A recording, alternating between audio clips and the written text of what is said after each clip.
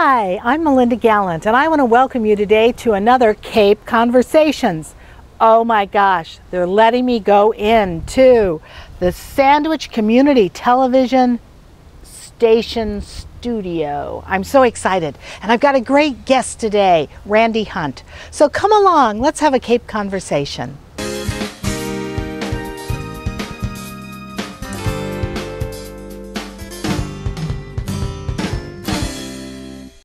Well, hello everybody. I am actually in a studio. This is scary. They let me into the studio, and I've got with me today a terrific guy, a friend, I think, and certainly a friend of everyone in Sandwich. He is Randy Hunt, state rep, CPA, man about town, originally from Texas. What else you got to tell me? Hello. Good to see you. Good to see you. Melinda, a friend you think? Come on. Absolutely a friend. I appreciate everything that you do. You're so talented, creative. You're in the paper all the time. I just love the headshots, you know, and all of the silliness. It's very cool. I love that. Well, it's fun.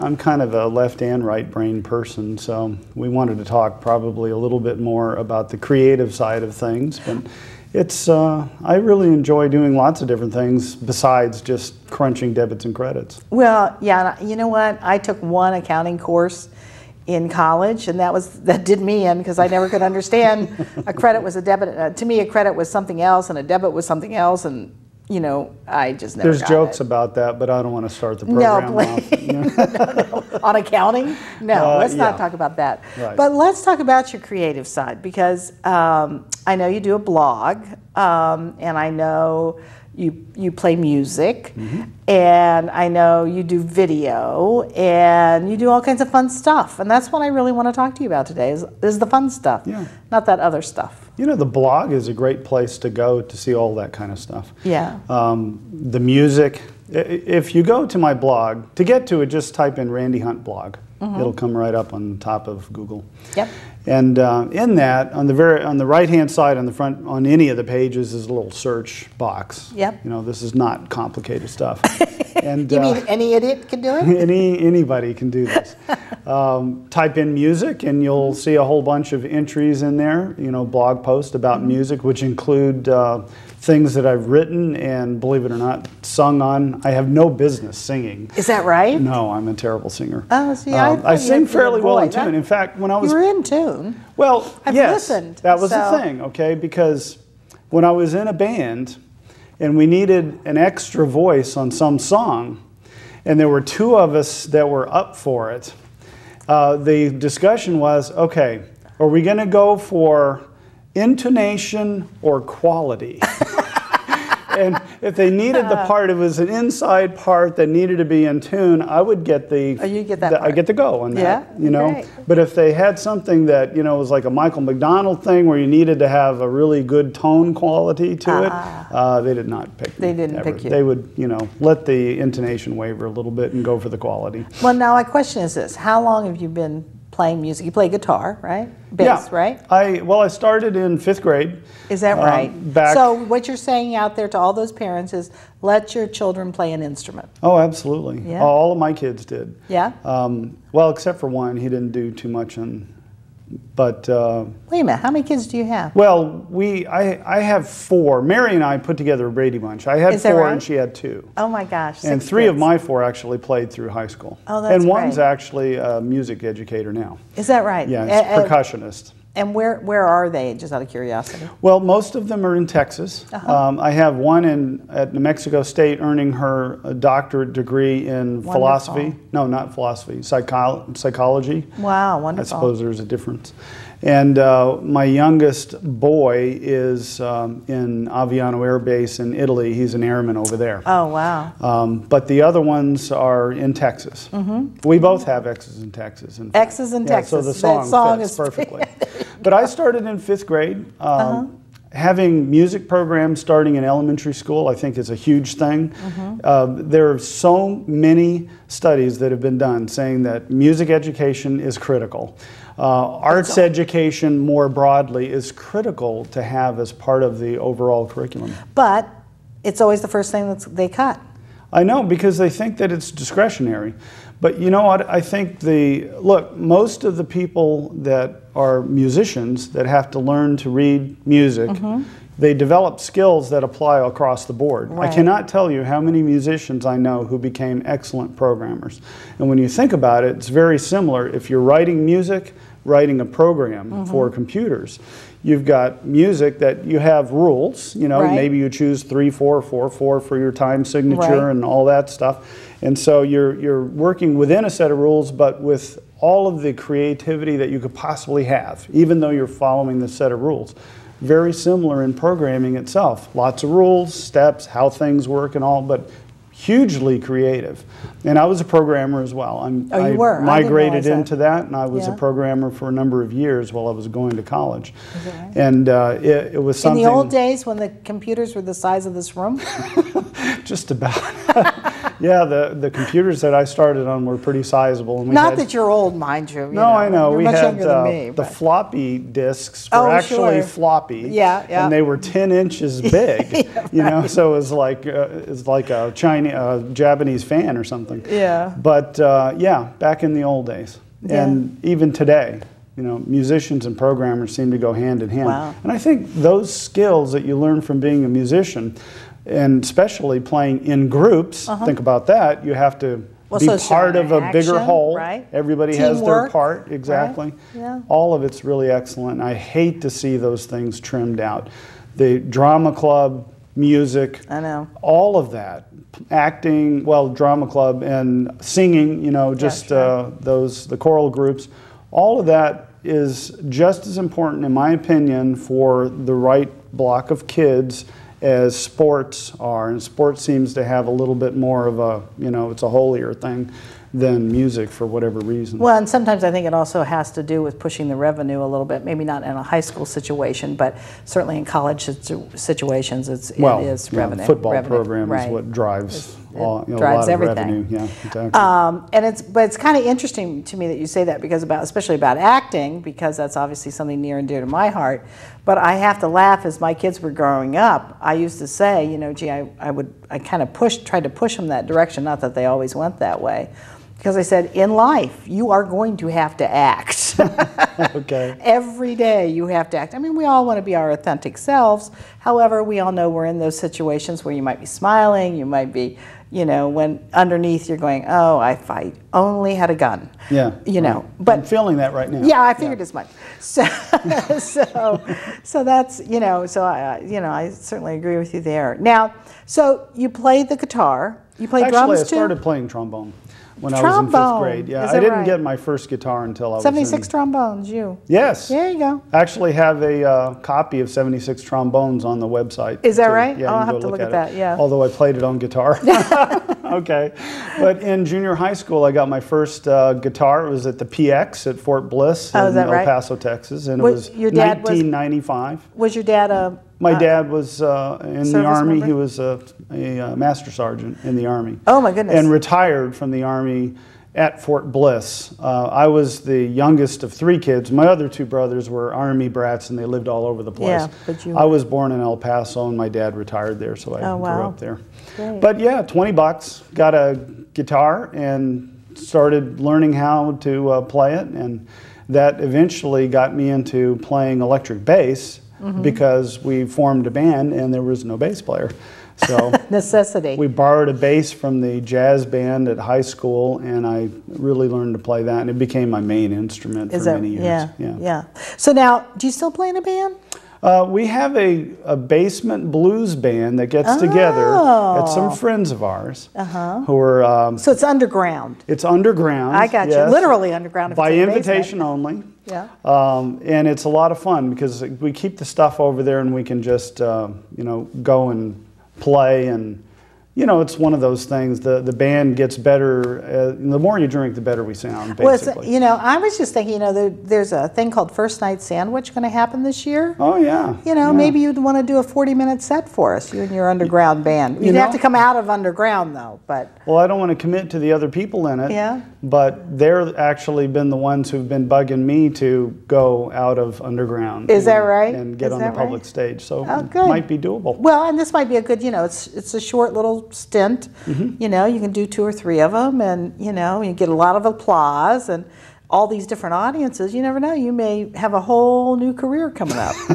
I did that for many years. Is that right? Yeah, I played in bands for a long time, and I it's pretty cool having this, don't have to lug equipment around. Yeah, that would be kind of nice. That would be very nice. But you also do other things too. Sure. What else do you do? Lots of things. You know, writing I love. Yeah. And kind you of can see that from the blog. Correct. And an outgrowth of that is that for a while I was working with a friend of mine who was a cartoonist, and I say was because he died a few years ago. Oh, but his name is Erky Allanen. And we got together. He lived in El Paso as well, although I found out about him on the internet, and then it was a big surprise that he happened to live across town. But I contacted him. I said, I have some gags that I would like to have you draw. And so I paid him to draw some of my gags. So I became a gag writer on some little cartoons that we did. And he had a good time with it too. Is that and right? it was a blast just doing, we ended up doing about 10 different things. Oh, that's and great. I enjoyed it. I kind of focused, my area of focus was misunderstandings, like when people say things and you heard it wrong. Right. Word plays, I love word plays. And in a couple of cases, just complete inane ideas. And something would come up, and I actually brought some examples with me. Well, I know you did. They're right down here. So I'm going to lean down here and pick them up. Okay, good. All right. So we can, hopefully you can turn that so the reflection doesn't get you. Okay. Well, so this first one, let me explain. My son, who is now a music educator, he was in junior high. He came home, and what he said was, I'm going to be the cartoonist for the junior high paper. There you go. And I said, super. When is your first cartoon due? And he said, tomorrow. So he said, kid. we need we need an idea. So the idea that we had, I came up with this one, but it was our first cartoon. Yeah. Was, well, what would have happened on report card day in the Stone Age before they invented the rest of the alphabet? And they'd only invented the letter A so far. Of course, the kids would come home, they'd be all happy because they got all A's, and that's what this first cartoon was about. And that's what started us down the road. And actually it says report card day before the rest of the alphabet was invented, and it's a group of cavemen. Yes, cave kids. Family. Cave kids with a dinosaur in the background. Yeah. His style of drawing was just outstanding, I thought. Really good. Really there was another one. The second one that we have here is one of these, just an inane idea. It's just two phrases that have nothing to do with each other. But they do, kind of. Well, okay, and they do in this cartoon. The left frame says Old Faithful, and the right frame is Old Yeller. And Old Yeller is just waiting on a tree. And I just thought it was, I don't know, it still makes me laugh today because it's so stupid. Well, I won't disagree with you there. Right. I think it's maybe more man's humor than... Yeah, you know, probably is. More of a male humor. I also love the fact that he drew Old Faithful as being this tiny little thing that's with a little, chain around it. It was hysterical. Oh, that's funny. And you got another one here. Yeah, this one, parabrain surgeons. Parabrain surgeons. I got irritated when I was dealing with an attorney's office one time, and the irritation was there was a paralegal there who had substituted herself for the attorney, essentially. And it was like, okay, I was so irate at having to deal with the paralegal that I thought, what would happen if we went ahead and created a class of brain surgeons that were parabrain surgeons?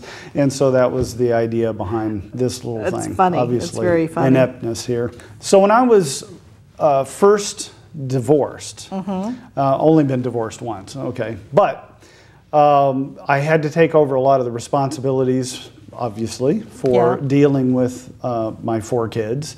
And one of those big ones was going to the grocery store. And for me, going to the grocery store was like new for me. Yeah. I knew how to buy a pack of gum at the register, but that was about it. Yeah. So when I'm walking up to the counter and it's like, okay, 8 items or less, and Right. all these different things.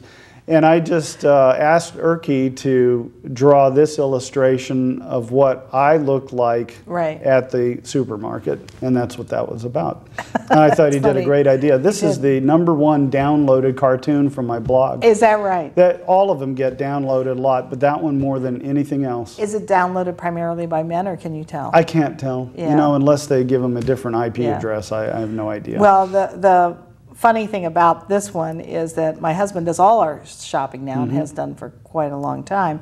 However, Joe was laughing because he said they had moved the 12 items or less aisle to the opposite end. Yeah. And he had no idea, so he just, as always, he thought, I'm not going to check myself out, I'm going to go in. So he just went in the first aisle because it never looked up.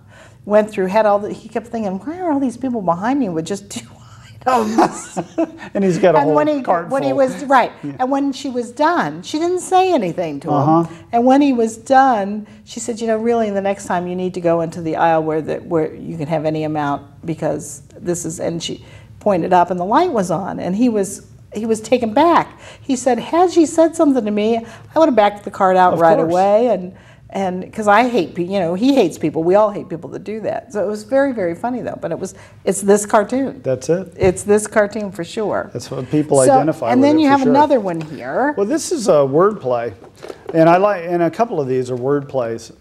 This particular one, all I did was add the letter I to the name Neptune, and Right. it became Ineptune. And I just asked Erky to draw what he thought Ineptune would be. Right. And he did, and here's the undersea king, Yeah. with his tuna or carp or whatever under one arm and a hot dog Carp on his would be spear. from Texas, I think, right? Yeah, well, yeah, probably so. We had them in Ohio too. I just thought that was cute because Yeah. one letter, how big a difference. Yeah. Now, do you still draw cartoons? I mean, do you still Yeah, I have the don't- jokes? No, Because you don't I draw have them. anybody to work deal with. with, But yeah. if somebody sees this who wants to do more Yeah. cartoons, I always have ideas. Oh, that's great. Always. It's That's fun. Neat. Yeah. Have you done? Maybe you ought to do a book of these. Have you thought about that? Well, the book would only be 10 long so Oh, far. I but, got. so it'd be true. really short, like a pamphlet, really. Yeah. Yeah. But you can go into the blog, put in that search box, Right. cartoon, it'll come up. it'll pop up. And all the stories behind them are there too, and they're all downloadable. Oh, that's great. Yeah. That's great. Okay, and you've got a couple more here, so we'll just go through the list. Yeah, okay. This one, this is a misinterpretation of something. Actually, what happened in Florida was that people were getting bit by sharks. Oh, yeah. It was somewhere around Tallahassee, I think, several Yeah. years ago. And they were blaming these charter tours that would go out and chum Right, for the to get the sharks come- to come around right. so people could poke them with 10-foot poles and stuff. Yeah. And No wonder they're mad at us. right. So this Cuban of Cuban descent, who was running one of these charters, was speaking with a very heavy Cuban accent. Right. And in Spanish, I speak Spanish, and I've noticed this over the years, but there's no such thing as a word that starts with SC or SP or something like that in Spanish. They all start with the letter E in front of it, like Spain is España, España, right? right. And so he was talking about this and saying, he said, oh, all of us are being made scapegoats for it. And so when he said scapegoats, I thought, I wonder what an scapegoat would look like. Right. And so we ended up with the amazing Goatini. That's great. That's wonderful. And we have a couple more down here I want to show them. So, Okay, this one, simply a misunderstanding. I heard somebody on the radio use the letters NBA, as in National Basketball Association, and I had heard it as MBA, which is like a Master's of Business Administration. Right. And so I drew what 5 MBA players would look like if they were recruited to an NBA team. Okay, it's cute. and that's what it's that really one cute. is. Really cute. And And the last two, Oh, another last two, misunderstanding. This next to the last one is actually this my one. youngest son, although I replaced my wife in the cartoon. because I didn't want to make fun of him. Yeah. He was reading instructions on a PC and it said to press any key.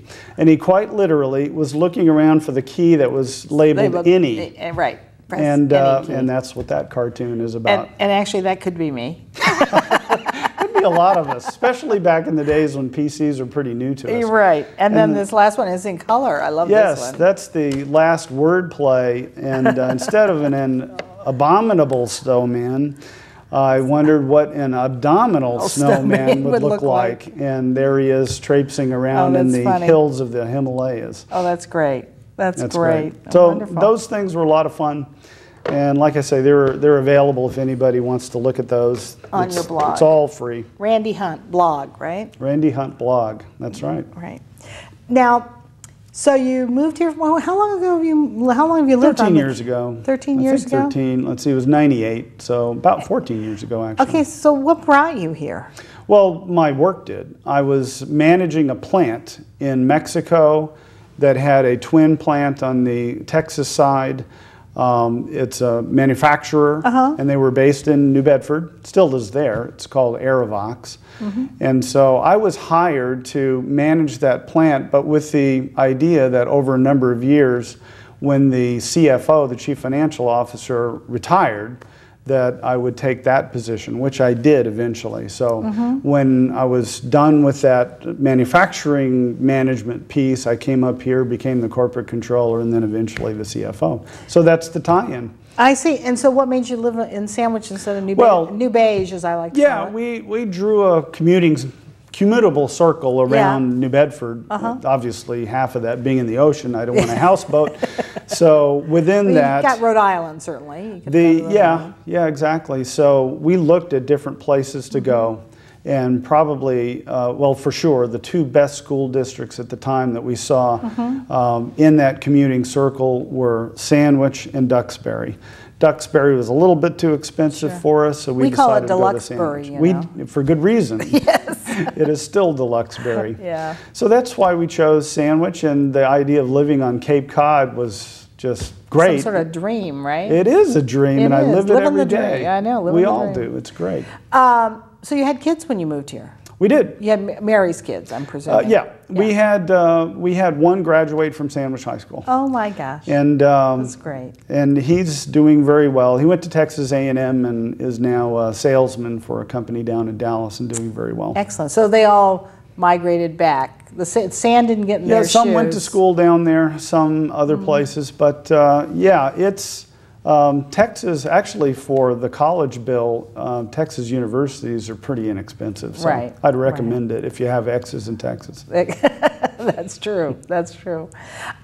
So now what does Mary do? She helps you out? Or? Mary was a recruiter for almost 30 years, recruiting C-level jobs. Well, that's what we call executive positions. Yeah, right. And she migrated out of that business as my CPA practice that I started in 2003 continued to grow.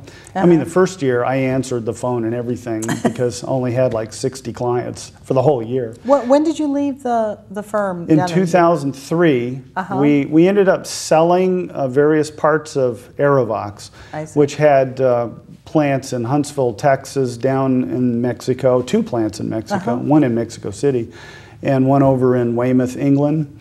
And we sold those to various different companies. And then when that was all wrapped up, I started my own CPA practice in 2003.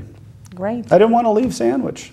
Well, that's kind of interesting though, because you know, a lot of times people come from the Southwest or from the South, they're anxious to go back to those roots. I love the 4 seasons. I'm telling you. Is that right? I love my snow blower. Yeah. you know, it's funny. I love winter too, and people just look at me. I mean, because I have so many friends now at my ripe old age that leave and go south, you know, for the winter.